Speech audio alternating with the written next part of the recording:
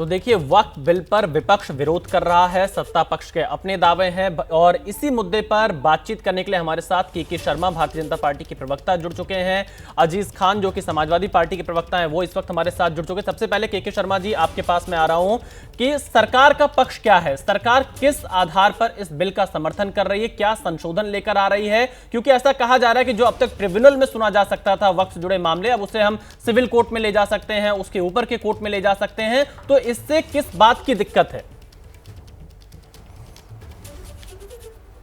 नहीं, देखिए विशाल जी, सबसे पहले तो आज ईद का पर्व है। मैं देशवासियों को इसकी बधाई देता हूं, शुभकामनाएं देता हूं। रही बात आपने जो विषय बताया और जो मैं अभी विपक्ष की बातें सुन रहा हूं, देखिए, सब इस लोकतंत्र में सबको अपनी बात कहने का हक है और सबको अपनी बात सामान्य अहिंसक रूप से और शांति से लोकतांत्रिक तरीके से अपनी बात रखें। और विभिन्न दल, ये मामला, ये बिल आ रहा है सदन में जिसमें एक लंबी बहस होनी है, उस पे बिल भी अपनी बात भी रखें और विस्तार से बताएं देश की जनता को। की पहली बात मैं बता दूं कि ये जो वक्फ का बिल का जो संशोधन है, आपने रिजू जी का बयान दिया है, ये पहले हमारा बनाया हुआ बिल नहीं है।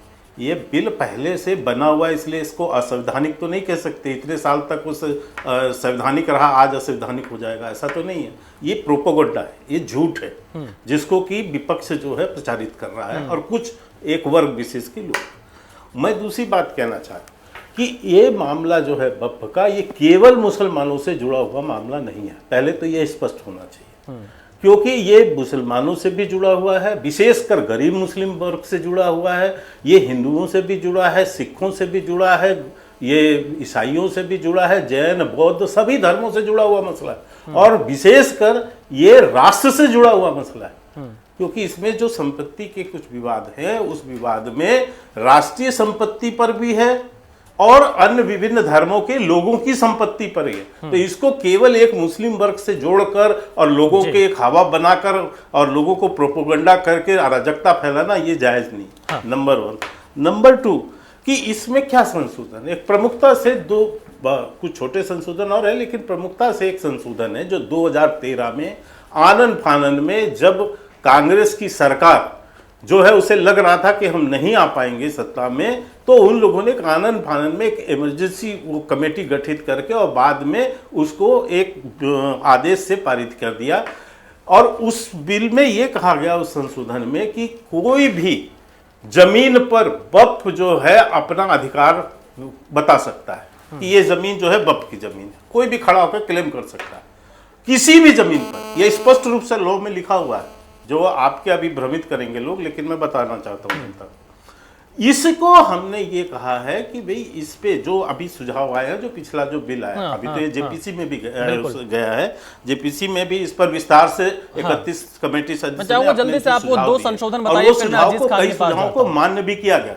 बस मैं उतना ही कहता हूँ। नहीं, संशोधन की वो सब चर्चा तो देखो बिल में आएगी, लेकिन मैं जो मोटे तौर पे जो बात है वो बताना चाहता हूँ कि इस पर इस तरह का जो एक क्लेम था, उसको जो है कहा गया है कि नहीं, आप ऐसा क्लेम, आपको उसको सिस्टम से क्लेम करना होगा। आप ऐसे नहीं कर सकते कि यहाँ खड़े हो गए और पहले इन्होंने जो कानून में रखा था कि ये क्लेम तो कर सकते हैं, लेकिन जिसकी जमीन पर क्लेम कर रहे हैं उसको साबित करना पड़ेगा कि ये उसके लिए प्रावधान जो अभी तक कर रहा है उसको साबित नहीं कर। नंबर वन एक बात और कहकर समाप्त कर दे, एक बात और कहता।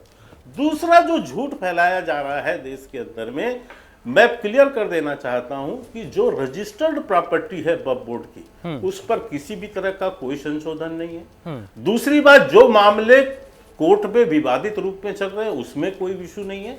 ये इन द फ्यूचर इस तरह के क्लेम नहीं हो पाएंगे। चलिए, बिल्कुल। तो अजीज खान हमारे साथ जुड़े हुए समाजवादी पार्टी के प्रवक्ता हैं। अजीज खान जी, हमने सरकार का पक्ष जाना के शर्मा के माध्यम से, वो ये कह रहे हैं कि ये संवैधानिक बिल्कुल है, असंवैधानिक नहीं है। बिल पहले से रहा है, उसमें संशोधन कर रहे हैं। कोई किसी जमीन को अपना ना बता दे बल्कि सिस्टम के तहत उस पर दावा करे, ऐसे प्रावधान किए जा रहे। तो फिर विरोध किस बात का है? ये तो एक लीगल चैनल को फॉलो करना होगा। देखिए विशाल भाई, इन्होंने पहले ही कहा कि सारी चीजें लीगल नहीं है, कोई चीज इलीगल नहीं था। और अगर सारी चीजें लीगल थी तो उसमें अमेंड क्या करेंगे? ये सबसे इंपॉर्टेंट है। इन्होंने अभी बहुत स्पष्ट किया कि पहले यह था कि कोई भी किसी जमीन पर क्लेम कर सकता है और उसको खुद साबित करना पड़ेगा जो जमीन जिसका है कि ये मैं इसका मालिक हूं या नहीं हूं। ये सर्वविदित है कि जिसकी जमीन होती है उसके पास कागजात होते हैं, और अगर जिसकी जमीन है दूसरा कोई हड़प कैसे कर लेगा? ट्रिब्यूनल है, उस ट्रिब्यूनल के ऊपर हाई कोर्ट है, सुप्रीम कोर्ट है। क्या इस देश की कोर्ट उस पर सक्षम नहीं है? ये कौन सा नया कोर्ट बनाना चाहते हैं? आप कह रहे साहब सिविल कोर्ट में जाएगा। क्या ट्रिब्यूनल सिविल कोर्ट का एक पार्ट है कि नहीं है? क्योंकि ट्रिब्यूनल इसलिए बनाए जाते हैं विशाल भाई कि चूंकि हर विभाग में कि जब केस ज्यादा हो जाता है, इनकम टैक्स में ट्रिब्यूनल है, आप देखिए यहां वक्त में ट्रिब्यूनल है, तमाम ऐसे मसले हैं जहां ट्रिब्यूनल का मतलब वो भी उसमें भी जज ही बैठते हैं और इसमें भी जज बैठ रहे हैं। अब सवाल इस बात का एक बात हो गई। देखिए सवाल जो वक्त बिल में अमेंडमेंट का नहीं है, ये इनकी नीयत खराब है। सबसे पहले जो ये कहना चाह रहे हैं कि जो रजिस्टर्ड प्रॉपर्टी है उस पर मुझे कोई दिक्कत नहीं है। मैं कहना चाह रहा हूं तमाम ऐसी मस्जिदें हैं, तमाम ऐसे कब्रिस्तान हैं, तमाम खानकाह है जो लोगों ने दान दे दिया और 100 रुपए के स्टैंप पे लिख दिया, सादे कागज पे लिख दिया, भाई अपनी प्रॉपर्टी है, लोगों ने दे दिया, दान दे दिया, ईश्वर के नाम वक्फ कर दिया। अब अगर ऐसी प्रॉपर्टी को वक्फ कर दिया तो इन परिस्थितियों में वो जमीन किसकी होगी? क्या वो कहेंगे साहब ये सरकार की जमीन हो जाएगी? देखिए कुल मिलाकर के ये एक विवाद को खड़ा करना चाहते हैं। ये नहीं चाहते हैं कि जो कब्रिस्तान, जो मजार, जो खानकाह, जो चीजें चल रही हैं मस्जिदें, उन पर एक अननेसेसरी डिस्प्यूट पैदा हो। अजीत जी मैं एक छोटा सा आपसे इस पर एक जवाब चाहता हूं। अभी तक जो मेरी जानकारी, हो सकता है आप लोग उसको और सही करिए, ट्रिब्यूनल में ही सिर्फ वक्त से जुड़े मामले जा सकते हैं, और अगर ये सरकार ये लाना चाह रही है कि और कोर्ट में जाए तो उसमें आपको समस्या किस बात की है? देखिए वक्त ट्रिब्यूनल में ही क्यों जाना चाहिए? सर मैं करेक्ट कर दूं हाँ। कि ट्रिब्यूनल है क्या? ट्रिब्यूनल विभाग वाइज बनाया जाता है। अगर अजीत जी अगर ट्रिब्यूनल का आप ये कह रहे हैं कि एक जस्टिस की ही जो प्रणाली है उसी का हिस्सा है, वो कह रहे हैं कि इसको और पारदर्शी कर दीजिए, ट्रिब्यूनल के अलावा कोई सिविल कोर्ट में चला जाए, हाई कोर्ट चला जाए, सुप्रीम कोर्ट चला जाए। सर मैं वही बात तो स्पष्ट कर रहा हूं। ट्रिब्यूनल एक बेसिक प्रक्रिया है, लोअर कोर्ट। तो फिर विरोध किस बात का है? तो फिर विरोध किस बात का है अजीत जी?